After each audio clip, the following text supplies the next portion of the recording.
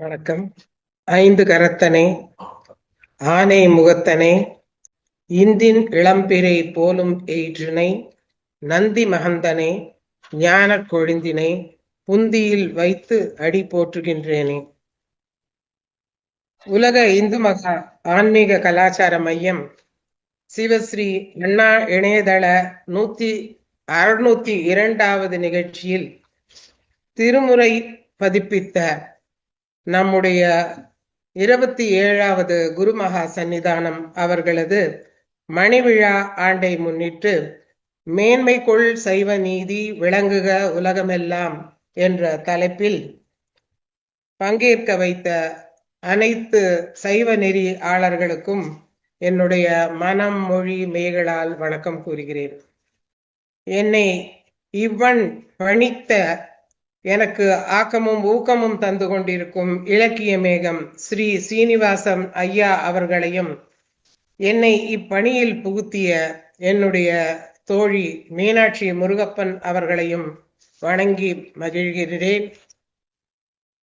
இந்த தலைப்பு, இந்த சமயங்கள் அடுத்து அரசியல், இவை இரண்டும் ஒன்றா வெவ்வேறானதா என்ற சர்ச்சைகள் அவ்வப்பொழுது தோங்கிக் கொண்டிருக்கின்றன. எது பெரியது என்ற நிலையும் வந்து கொண்டிருக்கிறது. ஆகவே நான் இந்த சமயத்தை பற்றியும் அடுத்து அதன் அரச அமைப்பை பற்றியும் ஒருங்கிணைத்து ஒரு சொற்பொழிவு ஆற்றலாம் என்று நினைத்திருந்தேன். அந்த வகையிலே இந்த சொற்பொழிவை துவக்குகின்றேன். உலகமெங்கும் 10,000த்திற்கும் மேற்பட்ட சமயங்கள் உள்ளன. அதில் உலக மக்களில் 1/4 கிறிஸ்துவர்கள் 31%, இஸ்லாமியர்கள் 24%, இந்துக்கள் 15% மற்றும் புத்தர்கள் 7% ஆவார்கள். இந்திய ஜனத்தொகையை பார்த்தோமேயானால் 79.8% இந்துக்கள் என்று கூறுகின்றது. இந்த இந்து மதமும் அரசியல் அமைப்பு சட்டமும் எவ்வாறு ஒன்றிணைந்து இயங்குகிறது என்று பார்ப்போமே ஆனால், மத சுதந்திரம் என்பது 25வது நம்முடைய இந்திய அரசியல் சட்டத்தின் கீழே அளிக்கப்பட்ட ஒரு அடிப்படை உரிமையாகும். இதன்படி எந்த குடிமகனுக்கும் தங்கள் மதங்களை அமைதியான முறையிலே பின்பற்றவும் பிரச்சாரம் செய்யவும் உரிமை உண்டு. ஆகவே சமயமும் அரசியலும் அமைப்பும் கைகோர்த்து இந்த நாட்டை நல்வழிப்படுத்த அமைந்துள்ளது. தற்பொழுது சமயத்தை பற்றி பார்க்கலாம்.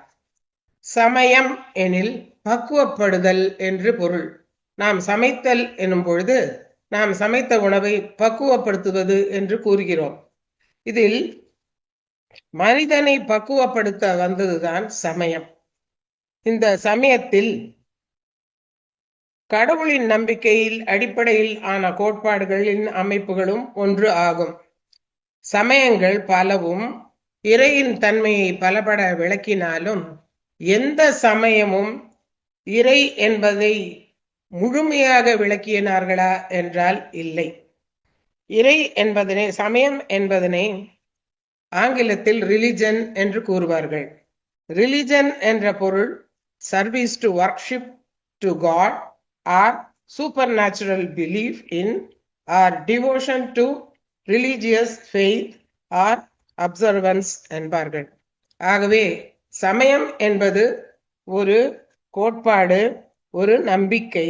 இந்த நம்பிக்கையின் பால் இறைவனை காண்பது என்பது ஒரு வகை ஆகும். இறை என்பது யாது என்று காண்போமேயானால், இறைவனுக்கு என்று ஒரு நாமமும் இல்லை, ஒரு உருவமும் இல்லை. ஒரு நாமம் ஓர் உருவம் ஒன்றுமில்லார்க்கு 1000 திருநாமம் பாடி தெள்ளேனம் கொட்டோமோ என்றும், பேராயிரம் பரவி வானோரேத்தும் பெம்மான் என்றும், அவனுக்கு 1000 நாமங்கள் இருந்தாலும் அவன் உருவமா, அருவமா, அரு உருவமா என்பதை பற்றிய சர்ச்சைகள் வந்து கொண்டேதான் இருக்கின்றன. மணிவாசக பெருமான் திருவாசக இது சிவபுராணத்தில் கூறும் பொழுது, தென்னாடுடைய சிவனே போற்றி எந்நாட்டவர்க்கும் இறைவா போற்றி என்று கூறுகிறார். தென்னாட்டில் அவன் பெயர் சிவன், எல்லா நாட்டிலும் அவனுடைய பெயர் இறை என்று பொருள் கொள்ளலாம். கடவுள் வழிபாட்டை அடிப்படையாக கொண்ட பிறந்த மதங்கள், அதிலும் இந்து மதங்கள் 6. அதில் சைவம் சிவ வழிபாடு, வைணவம் பெருமாள் வழிபாடு, கௌமாரம் முருகன் வழிபாடு, கணபதியம் விநாயகர் வழிபாடு, சௌரம் சூரிய வழிபாடு, சாக்தம் சக்தி வழிபாடு. இந்த 6 வகையாக வழிபாடு அமைந்தாலும் அவர்கள் சென்று அடைவது ஒன்றே என்று கூறுகிறார் திருமூலர். ஒன்றே பேரூர் வழி 6 அதற்குள என்பது போல இரு முச்சமயமும் நன்று இது தீது இது என்று உரையாளர்கள் குன்று உரைத்த எழு நாயை ஒத்தார்களே என்பார். இருள் சேர் இருவினையும் சேரா இறைவன் அவனை அறிந்தோம் என்பது அரிதொரும் அறியாமை கண்டற்றால். உணர்ந்தோம் என்று கூறலாம், அனுபூதியை அனுபவித்தோம் என்று கூறலாம். ஆனால் அவனை கண்டோம் என்றால் அது வியப்பத்திற்குரியது. ஏனென்றால் விண்டவர் கண்டிலர், கண்டவர் விண்டிலர். அடுத்து இந்த 6 சமயங்களும் அனைத்தும் சென்று சேர்வது ஒரு கடல் போன்ற நதி. 6 சமயமும் நதி என்றால் அது சென்று சேர்வது கடல் ஆன பரதத்துவத்திலே.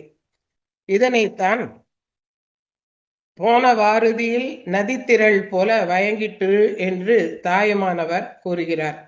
ஆற்று வெள்ளம் கடலிலே கலந்த பிறகு இது இந்த ஆறு அந்த ஆறு என்று குறிப்பிட்டு சொல்ல இயலாது. எல்லா ஆறுகளும் கடலாகி போவது போல இறை தத்துவத்தில் அனைவரும் ஒன்று சேர்கின்றனர். அடுத்து இந்த சமயத்திற்கு என்று இலக்கு, ஏதாவது ஒரு குறிக்கோள் வேண்டும் என்று இந்த நம்முடைய சமயத்திற்கு குறிக்கோள் வகுத்தவர்கள், கொள்கை வகுத்தவர்கள் 3. அதிலே சங்கரர் அத்வைத்தம், ராமானுஜர் விசிஷ்டாத்வைத்தம், மத்துவர் துவைத்தம் என்ற 3 நிலைகளை கொண்டு வந்தார். ஆனால் சிவ வழிபாடு என்பது இவர்களுக்கு எல்லாம் முந்தியது. சிவன் என்பதை குறிப்பிடும் பொழுது சிவன் என்பது மங்களம் அல்லது இன்பம் என்று கூறுவார்கள். சிவ வழிபாட்டை பற்றி தொல்காப்பியத்தில் இருந்து, சிலப்பதிகாரத்தில் இருந்து ஏனைய நூல்களிலும் சிவன் வழிபாடு காணப்படுகிறது. ஆகவே கிபி 7ஆம் நூற்றாண்டை சேர்ந்த 8ஆம் நூற்றாண்டை சேர்ந்த இவர்கள் கொள்கை வகுத்ததுதான் சிவன் கொள்கை என்பது ஆகாது. இருந்தாலும் அத்வைத்த கொள்கை சிவன் கொள்கை என்று கூறுவார்கள். அதாவது பரமாத்மாவும் ஜீவாத்மாவும் ஒன்றோடு ஒன்று கலப்பது என்ற நிலை அத்வைத்தம், துவைத்தம், இரண்டற்ற நிலை, ஆன்மாவும் இறைவனும் ஒன்றே. அடுத்து விசிஷ்டாத்வைதம். விசிஷ்டாத்வைத்தத்தை ஏற்படுத்தியவர் சமய புரட்சி செய்த ராமானுஜர். விசிஷ்டாத்வைத்தத்தில் இறைவன் பெருமாள் விஷ்ணு. இந்த விஷ்ணுவை அடியார்கள் அனைவரும் பக்தி என்னும் நெறியில் ஒன்று சேர்ந்தால் அவனை அடையலாம். ஆனால் அவன் அருகில் அடையலாம், ஒன்றோடு ஒன்று கலப்பது அன்று. துவைத்தம் இரண்டும் அற்ற நிலை, அதாவது இறைவன் வேறு ஆத்மாக்கள் வேறு, இரண்டும் தனித்தனியானவை என்ற கொள்கையை உடையது. ஆகவே எந்த கொள்கை சிறந்தது, எந்த கொள்கை பெரியது என்ற தத்துவம் என்ற ஆராய்ச்சியில் ஈடுபடாமல் என்ன மாதிரியான சிவ தத்துவத்தையும் என்ன விதமாக பெருமாள் தத்துவத்தையும் குறிப்பிடுகிறார்கள் என்பதனை உணர்ந்து சமயத்தில் செம்மை காண்பதே நன்று. அடுத்து இறைவனை அடைய 4 மார்க்கங்கள் கூறப்பட்டுள்ளன. இதில் சைவ சமயத்தில் இந்த மார்க்கங்கள் மிக அருமையாக கூறப்பட்டுள்ளது. சரியை, கிரியை, யோகம், ஞானம் ஆகிய 4 மார்க்கங்கள் வழி. இந்த இறைவனை அடைய 4 வழிகள். எந்தெந்த வழிகளில் யார் யார் செல்லலாம் எல்லாம் குறிப்பிடுகிறார்கள். இந்த சரியை என்பது தாச மார்க்கம். தாசானு அடியானுக்கு அடியேன் என்ற தாச மார்க்கம். இந்த மார்க்கத்திலே இறைவனை கோயில்களில் சென்று வழிபட்டு இறைவனுக்கு உரிய பூசை பொருட்களை கொடுப்பது, கோயில்களை சரியான முறையிலே பராமரிப்பது போன்ற அனைத்தும் இந்த சரியை மார்க்கத்திலே வரும். இந்த சரியை மார்க்கத்தை கடைபிடித்தவர் நம்முடைய நாவுக்கரசர். அடுத்து கிரியை, சத்புத்திர மார்க்கம். இந்த சத்புத்திர மார்க்கத்தை நம்முடைய ஞான சம்பந்தர் கடைபிடித்து இருக்கின்றார். அடுத்து யோகம். யோகம் என்பது யமம், நியமம், ஆசனம், பிராணாயாமம், பிரதிகாரம், தாரணை, தியானம், சமாதி ஆகிய அட்டாங்க யோகங்களில் பயிற்சி பெற்று யோக நெறியை அனுசரிப்பது.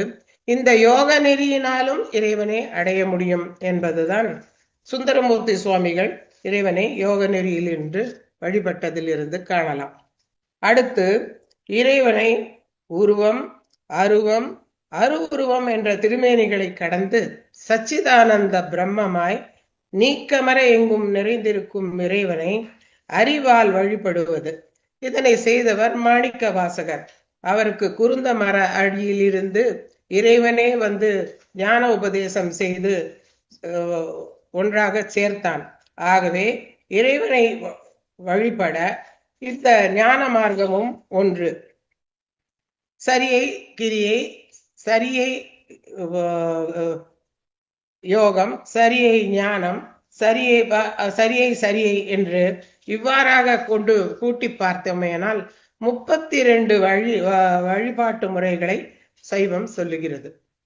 இந்த 32 வழிபாட்டில்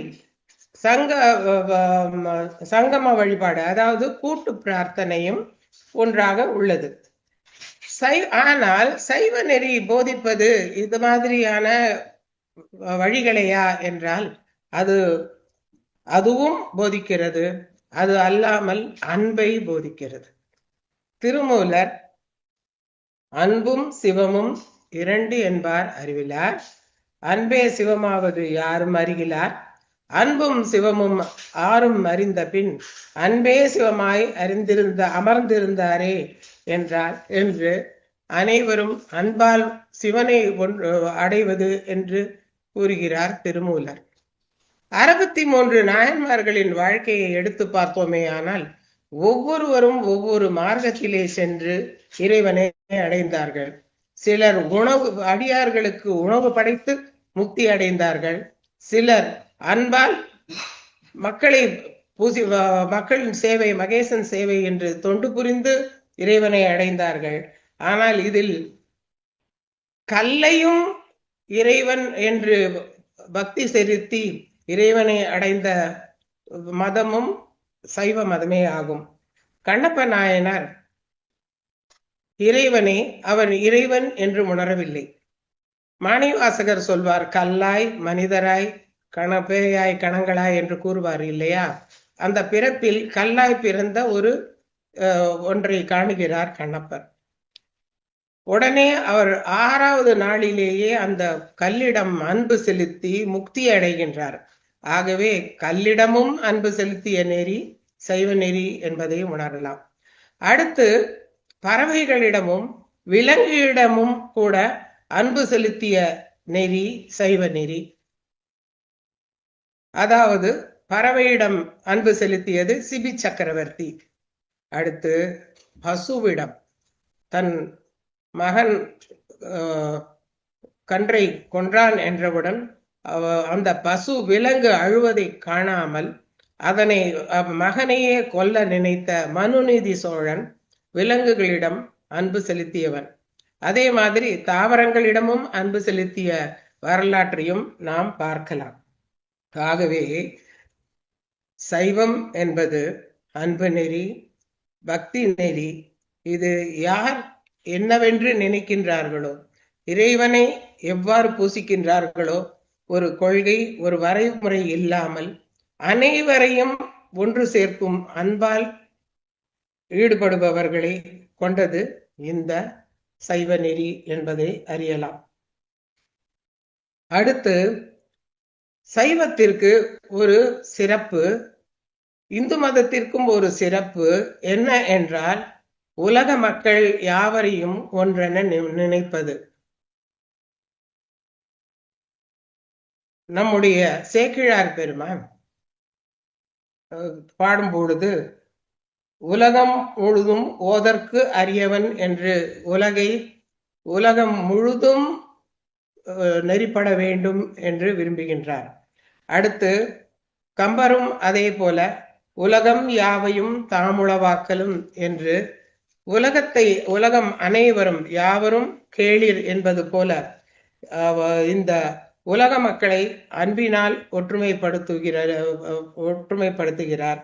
ஆகவே பக்தி நெறி என்பது அன்பின் நெறி. அந்த அன்பில் வருவது முக்தி.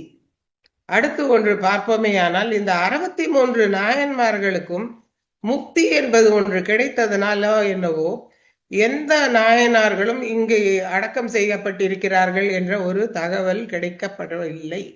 ஆகவே முக்தியை அடைந்தவர்கள் இந்த 63 நாயன்மார்களும். அடுத்து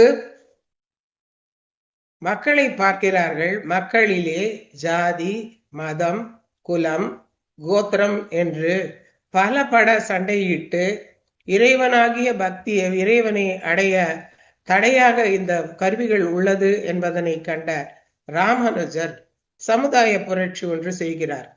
அவர் தாம் கற்ற மந்திரத்தை உலகம் அனைவருக்கும் சென்று சேர்த்து அனைவரும் உய்ய வேண்டும் என்று நெறியை பரப்புகின்றார்.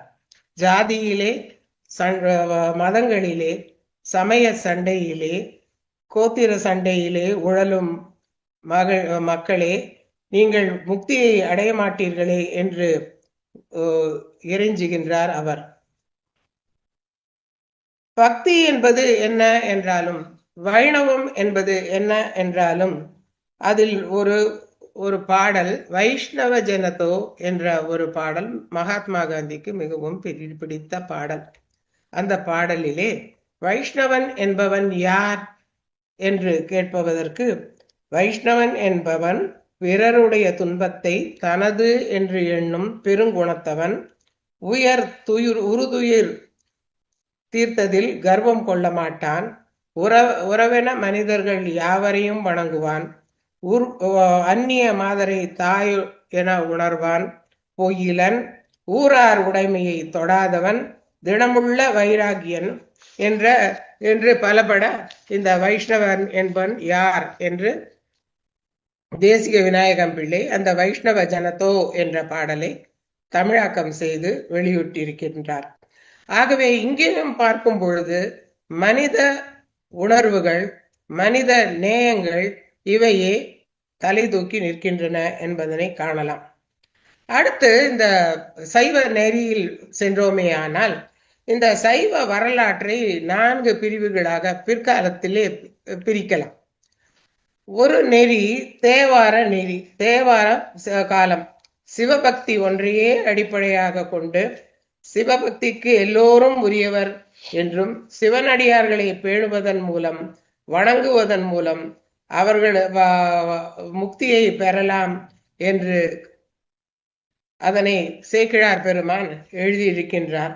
இந்த 63 நாயன்மார்களிலே 3 நாயன்மார்கள் பெண்பாளர்கள். அதில் காரைக்கால் அம்மையார் அனைத்து கலைகளிலும் சிறந்து நடனத்திற்காக ஒரு நிருத்தியம் பாடும் வகை பெற்றவர் அவர். முதல் அந்தாதியை பாடியவரும் அவரே. இந்த தேவார காலத்தில் அடுத்து திருவாசகம், 12 திருமுறைகள் என்று பக்தி பரவசங்கத்தில் பல பாடல்கள் தோன்றிக்கொண்டே இருக்கின்றன. அடுத்து இன்னொரு காலம் பாசுபத காலா. இந்த பாசுபத காலமுக காலத்தில் மடங்களை உருவாக்கி ஆச்சாரியர்கள் தமிழ்நாட்டில் பரவி பாண்டிய மன்னர்கள் மற்றும் சோழ மன்னர்களுடைய ஆதரவுடன் சிவாலயங்களை கட்டி சிவாலயங்களை பராமரித்து பல நூல்களை இயற்றி அவர்களுடைய நெறிகளை பரப்பினார்கள். ஆகவே சிவாலயங்கள் எழுந்தது இந்த இந்த காலத்தில் எனலாம்.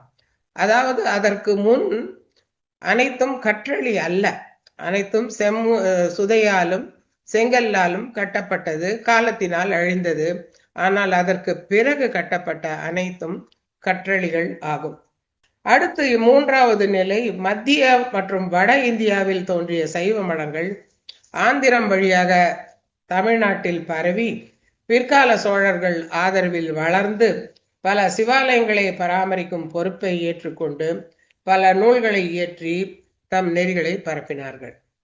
நான்காவது நெறி மெய்கண்டார் முதலான சந்தான ஆச்சாரியர்கள், அந்த பரம்பரையை சார்ந்த பல ஆச்சாரியர்களும் தோன்றி தற்காலத்தில் சைவ சித்தாந்த நெறியை பரப்பி வரும் தர்மபுரம், திருவாவடுதுறை, திருப்பனந்தாள், திருவண்ணாமலை, மதுரை, செங்கோல் முதலான 18 ஆதீனங்களை தோற்றுவித்தும், அதாவது 18 மடங்கள் சைவமும் தமிழும் வளர்க்க தோற்றுவிக்கப்பட்டன என்று அபிதான சிந்தாமணி என்ற நூலில் 1910ஆம் ஆண்டு குறிப்பிடப்பட்டுள்ளது.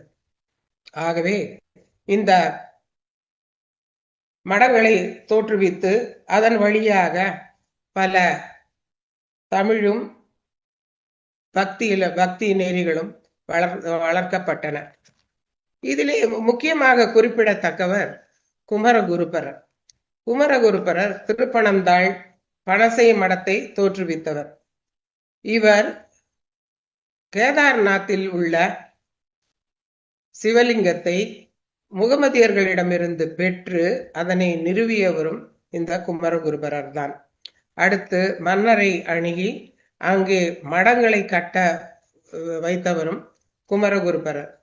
இந்த வாழையடி வாழை என வந்த இந்த திருக்கூட்டத்தில் பல அடியார்கள், பல சித்தர்கள் அனைவரும் தோன்றி அவரவர்கள் தமிழ் வழியே மதத்தை, சைவ நெறியை பரப்பினார்கள்.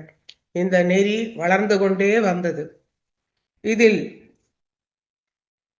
பின்னால் வந்த வள்ளலார் இந்த சமயம் வளர்வதை விட்டு ஜாதிகளும் மற்ற நெறிகளும் அதிகமாக வந்து ஒன்றோடு ஒன்று ஒருவர் சண்டை பிடித்து இறை நெறியை மறந்து தமிழ்நாட்டிலே பிரிவினை கொண்டு வந்ததை கண்டு மனம் வெதும்பி, சாத்திரம் பல பேசும் சழக்கர்கள் கோத்திரமும் குலமும் கொண்டு என் செய்வீர் என்று மனம் நெகிழ்கிறார். அடுத்து மக்கள் தொண்டே மகேசன் தொண்டு என்று வாடிய பயிரை கண்ட போதெல்லாம் வாடினேன் என்றும் பசித்திருக்கும் எவனும் இந்த உலகத்திலே இருக்கக்கூடாது என்று 24 மணி நேரமும் எக்காலத்திலும் இருக்கும் அடுப்பை வைத்து அனைவருக்கும் உண்டி கொடுத்தோர் உயிர் கொடுத்தோரே என்ற வகையிலே உணவு பசிப்பிணி மருத்துவராக விளங்கினார் நம்முடைய வள்ளலார் சுவாமிகள். அவர்களும் சைவ நெறியையும் தமிழையும் வளர்த்த செம்மல்களில் ஒருவர். நம்முடைய தருமபுர ஆதீனம் அவர்கள் இந்த 12 திருமுறைகளை வெளியிட்டதில் மிக பெருமை பெற்றவர்கள். அனைவருடைய கரத்திலும் இந்த 12 திருமுறை அமரும் வண்ணம் செய்து வருபவர்கள் அவர்கள். இந்த மடங்கள் அனைத்தும் மடாலயங்கள் என்றுதான் அழைக்கப்படுகின்றன. ஏனென்றால் இவை ஆலயங்களையும் வைத்து நல்ல முறையிலே, சீரிய முறையிலே அனைவரும் நிர்வகித்து கொண்டு வருவதால் இவை மடாலயங்கள் என்று அழைக்கப்பட்டன. இதிலே சிறிது மாறுபட்டவர் நம்முடைய குன்றக்குடி அடிகளார் அவர்கள் திருவண்ணாமலை ஆதீனத்தை சேர்ந்தவர். சிந்தனையும் செயலும் இறை வழியே செல்லும் சமுதாயத்தின் நல்வாழ்வை அடிப்படையாக கொண்டே அமையும் என சமுதாயத்திற்கும் சமயத்திற்கும் ஒரு இணைப்பு பாலத்தை உருவாக்கும் பணியை செய்தவர் நம்முடைய அடிகளார் அவர்கள். மழை பெய்ததை மண் தன்னுடைய விளைவை வைத்து காட்டுவது போல சமய நெறி நின்று இந்த வாழையடி வாழையாக வந்த திருக்கூட்டத்தில் வந்தவர்கள் மக்களை கடை தேற்றும் வழியை கடைபிடித்து, எவன் ஒருவன் எத்தனையும் பேதமுறாது எவ்வுயிரும் தம்முயிர் போல் காண்கிறானோ அவன் உள்ளம்தான் இறைவன் குடிகொள்ளும் இடம் என்பது போல இந்த சைவ நெறி இன்றும் வளர்ந்து கொண்டு வருகிறது. அடுத்து அரசியல் அமைப்பும் சமய நெறி பற்றியும் காண்போம். அரசியல் அமைப்பில் அரசு அமைப்பு என்பது அரசு பிளஸ் இயல், அரசியல், அரசு அமைப்பும் அரசு இயலும் ஒன்றேதான். அரசு மக்களுக்கு மக்களின் முடிவை எடுப்பதற்கான ஒரு கருவி. அரசு என்பது குழுக்களின் சேர்த்து தனி நபர்களிடையே உள்ள அதிகார உறவுகளை, பிற வடிவங்களை, சொத்துக்கள் போன்ற அனைத்தையும் விநியோகம் செய்யும் செயலுடன் தொடர்புடைய பணியாகும். இயல் என்பது இயங்கிக் கொண்டிருப்பது. இயற்றமிழ் என்றால் என்றும் இயங்கிக் கொண்டிருக்கும் தமிழ் என்பது பொருள்படும். நெல்லும் உயிரன்றே, நீரும் உயிரன்றே, மன்னர் உயிர்த்தே மலைத்தலை உலகம் என்று சிறப்பான நெல் விளையாது போனாலும், வானின்றி வீழும் நீர் இல்லாமல் போனாலும் பரவாயில்லை, ஆனால் மன்னன் செங்கோல் பிறழாமல் சிறப்புடன் விளங்கி நல்லாட்சியை மக்களுக்கு வழங்க வேண்டும் என்பதே அரசியல் அமைப்பு நெறியாக இருந்து வந்துள்ளது. சமயத்திற்கும் அரசமைப்புக்கும் உள்ள தொடர்பை இனி பார்க்கலாம். பண்டைய எகிப்து, ரோமானிய நாடுகளில் மத தலைவர்களே ஆட்சி புரிந்தனர். கிறிஸ்துவ திருச்சபை தலைவராக இருந்தவரே நாட்டின் தலைவராகவும் இருந்துள்ளார். இதனை சீசர்ஸ் பாப்சம் என்பர். ஆலிவர் கிரஹாம்பெல் இங்கிலாந்தில் குறிப்பிட்ட சமயம் சார்ந்து ஆட்சி புரிந்துள்ளார். மன்னர் எவ்வழி மக்கள் அவ்வழி என மன்னர்கள் எந்த சமயத்தை ஆதரிக்கின்றார்களோ அந்த சமயத்தை மக்களும் ஆதரித்து போற்றுவர் என்பதனை அசோகர் பௌத்த மதத்தை பரப்பியதில் இருந்தும், பௌத்த மதத்தை மக்கள் தழுவியதிலிருந்தும், சமண மதத்தில் அரசர்கள் தழுவிய போது மக்களும் சமண மதத்தை பின்பற்றியதையும் கண்டோம். இந்த சமண மதத்தில் இருந்து சைவத்தை ஏன் பிரித்து எடுத்தார் என்று பார்ப்போமே ஆனால், கலைகளையும் மற்றைய மக்கள் ஒழுக்கங்களையும் அறநெறி என்ற வகையிலே பிரித்தமைத்தது சமணம். ஆகவே இந்த சமணத்தில் இருந்து மன்னனை காப்பாற்றுவது, கலாச்சாரத்தையும் கலைகளையும் காப்பாற்றுவது என்பதற்காக திராவிட சிசு என்று அழைக்கப்பட்ட திருஞான சம்பந்தர் பூன் பாண்டியனை சமணத்தில் இருந்து விடுவித்து சைவ நெறிக்கு மாற்றினார். உரு பசியும் ஓவா பிணியும் செருபகையும் சேரா இயல்வது நாடு என்றான் வள்ளுவர். மக்களின் பசிப்பிணியை போக்குவது மன்னருடைய தலையாய கடமை. அதனுடன் ஊதியத்துடன் கூடிய வேலையையும் கொடுக்க வேண்டும் என்பதால் தான் அந்த காலத்திலே மன்னர்கள் அனைவரும் கோயில்களை கட்டினார்கள். கோவில் என்பது அரசன் இருக்கும் இடத்தை குறித்தாலும், கோவில் என்பது இறை தங்கும் இடத்தையே குறித்தது. அந்த காலத்திலே கோவிலை ஏன் கட்டினார்கள்? அந்த கோவிலை கட்டுவதன் மூலம் அனைத்து மக்களுக்கும் வேலை வாய்ப்பு கிடைத்தது. தற்பொழுது ஃபுட் ஃபார் ஒர்க் என்று கூறுவார்கள். வேலையுடன் கூடிய உணவு. இந்த உணவு பஞ்சத்தை தீர்க்கும் வழியாகும். ஆகவேதான் இந்த கோயில்களை கட்டினார்கள், குளங்களை வெட்டினார்கள், கோயில்களை சுற்றி நந்தவனம் அமைத்தார்கள். இந்த கோவில் என்பது சமுதாயத்துடன் வளர்ந்தது. இந்த கோயில்களில் பணி செய்வது என்பது ஒரு பெரிய சமுதாய மாற்றத்தையே கொண்டு வந்தது. கோயில்களுக்கு பூ தேவை, பூ கட்டுவோர், உணவு தயாரிப்பது, வணிகம், அடுத்து இசைக்கருவிகள் வாசிப்போர் போன்றவர்கள் அனைவரும் இந்த துணை செயலாக இருந்தாலும் ஓதுவார்கள் ஓதுவித்தலும், இறை பாடல்களை பாடுவதும், அர்ச்சகர்கள் குருக்கள் பூஜைகள் செய்வதும் ஆக பல சமுதாய மக்கள் ஒன்று சேர்ந்த ஒரு இடமாக இந்த கோயில்கள் இருந்தது. அடுத்து இந்த கோயில்களில் நாட்டியம், நாடகம் போன்றவை வளர்ந்தன. மக்களுக்கு ஏதேனும் செய்திகள் சொல்ல, அறநெறிகளை சொல்ல முற்பட்டவையானால் இந்த நாட்டியங்களும் நாடகங்களும் அதற்கு உறுதுணையாக இருந்தன. அடுத்து பிரசாதம் செய்வோர், அரிசி போன்றவற்றை விற்போர், பசுமாடுகள், யானைகள், குதிரைகளை பேணுவோர் ஆகியோர்களுக்கு வாழ்வாதாரமாகவும் இந்த கோயில்கள் இருந்து வந்துள்ளன. புலவர்கள் பலரும் இறைவனை பாடுவது என்பதை மற்றும் மக்களுக்கு நற்கதி ஊட்ட கருத்துக்களை சொல்வதையும் கோயில்களே ஆதரித்தன. பல இடங்களில் பல கோயில்கள் மன்னரின் கருவூலங்களாகவும் இருந்து வந்திருக்கின்றன. போர்ப்படைகள் தங்கும் இடமாக இருந்திருக்கின்றன. படை வீரர்களுக்கு மருந்திடும் இடமாகவும் இருந்திருக்கிறது. பல கோவில்கள் நோய்க்கு மருந்து அளிக்கும் ஆதூர சாலைகளாகவும் இருந்து வந்துள்ளன. குந்தவையும் செம்பியன் மாதேவியும் சோழ பேரரசு காலத்திலே இந்த ஆதூர சாலைகளை ஆதரித்தார்கள் என்று செப்பேடுகள் குறிக்கின்றன. மன்னர்கள் கடமை இயற்றல், ஈட்டல், காத்தல், காத்த வகுத்தல் என்பது வெறும் பொருளை மட்டுமல்ல.